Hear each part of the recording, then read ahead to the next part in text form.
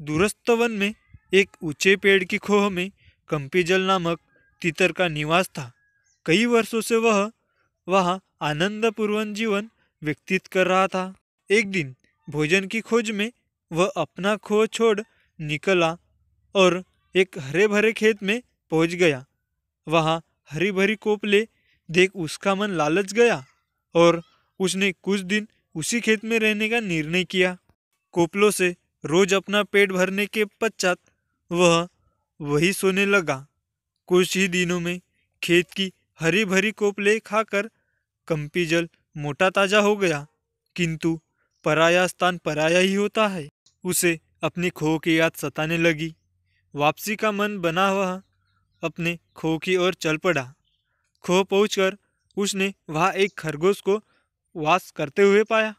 कंपीजल की अनुपस्थिति में एक दिन शीघ्र को नामक खरगोश उस पेड़ पर आया और खाली खो देख वही मजे से रहने लगा। अपने खो में शीघ्र को का कब्जा देख कंपीजल क्रोधित हो गया। उसे भगाते हुए वह बोला, चोर, तुम मेरे खो में क्या कर रहे हो? मैं कुछ दिन बाहर क्या गया, तुमने इसे अपना निवास बना लिया। अब मैं वापस आ गया हूँ, चलो भागो यहाँ से। किंतु शीघ्र को टस से मस नहीं हुआ और अकड़ कर बोला, तुम्हारा खोह? कौन सा? अब यहाँ मैं रहता हूँ, ये मेरा निवास है। इसे छोड़कर जाने के उपरांत तुम इस पर से अपना अधिकार खो चुके हो, इसीलिए तुम यहाँ से भागो। कंपीजल ने कुछ देर विचार किया। उसे शीघ्रको से विवाद बढ़ाने में कोई औचित्य दिखाई नहीं पड़ा। वह बोला, हमें इस विवाद के निराकरण के लिए किसी मध्य के पास चलना चाहिए, अन्यथा यह बिना परिणाम के बढ़ता ही चला जाएगा। मध्यस्थ हम दोनों का पक्ष सुनने के पश्चात जो भी निर्णय देगा हम उसे स्वीकार कर लेंगे। शीघ्र को भी कंपीजल की बात उचित प्रतीत हुई और दोनों मध्यस्थ की खोज में निकल पड़े।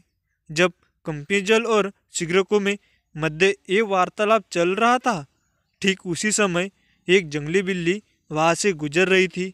उसने दोनों की बातें सुन ली और सोचा, क्यों ना स्थिति का लाभ उठाते हुए मैं इन दोनों की मध्यस्थ बन जाऊं। जैसे ही अवसर मिलेगा मैं इन्हें मारकर खा जाऊंगी। वह तुरंत पास बहती एक नदी के किनारे माला लेकर बैठ गई और सूर्य की ओर मुँह कर आंखें बंद कर धर्मपाठ का दिखावा करने लगी। कंपीजल और शीघ्रको मध्यस्थ की खोज करते करते नदी के किनारे पहुँचे। धर्मपाठ करती बिल्ली को देख उन्होंने सोचा कि ये अवश्य कोई धर्मगुरु है। न्याय के लिए उन्हें उससे परामर्श लेना उचित प्रतीत हुआ। वे कुछ दूरी पर खड़े हो गए और बिल्ली को अपनी समस्या बताकर अनुनय करने लगे। गुरुवर, कृपया हमारे विवाद का निपटारा कर दीजिए। हमें विश्वास है कि आप जैसे धर्मगुरु का निर्णय धर्म के पक्ष में ही होगा, इसलिए आपका निर्णय हर स्थिति में हमें स्वीकार है। हम में से जिसका भी पक्ष धर्म विरुद्ध हुआ वो आपका आहार बनने के लिए तैयार हो रहेगा। अनुनय सुन धर्मगुरु बनी पाखंडी बिल्ली ने आंखें खोल ली और बोली, राम राम, कैसी बातें कर रहे हो? हिंसा का मार्ग त्याग कर मैंने धर्म का मार्ग अपना लिया है, इसलिए मैं हिंसा नहीं करूंगी, किंतु तुम्हारे विवाद का निराकरण कर तुम्हारी सहायता अवश्य करूंगी। मैं वृद्ध हो चुकी हूँ और मेरी श्रवण शक्ति क्षीण हो चुकी है, इसलिए मेरे निकट आकर मुझे अपना अपना पक्ष बताओ। पाखंडी बिल्ली की चिकनी चुपड़ी बातों पर कंपीजल और शीघ्रको विश्वास कर बैठे और अपना पक्ष बताने उसके निकट पहुंच गए।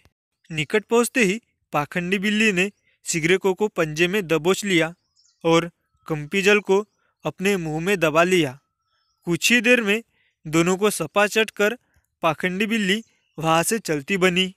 कहानी की शिक्षा, अपने शत्रु पर कभी भी आंख मूंदकर भरोसा नहीं करना चाहिए, परिणाम घातक हो सकता है। Thank you.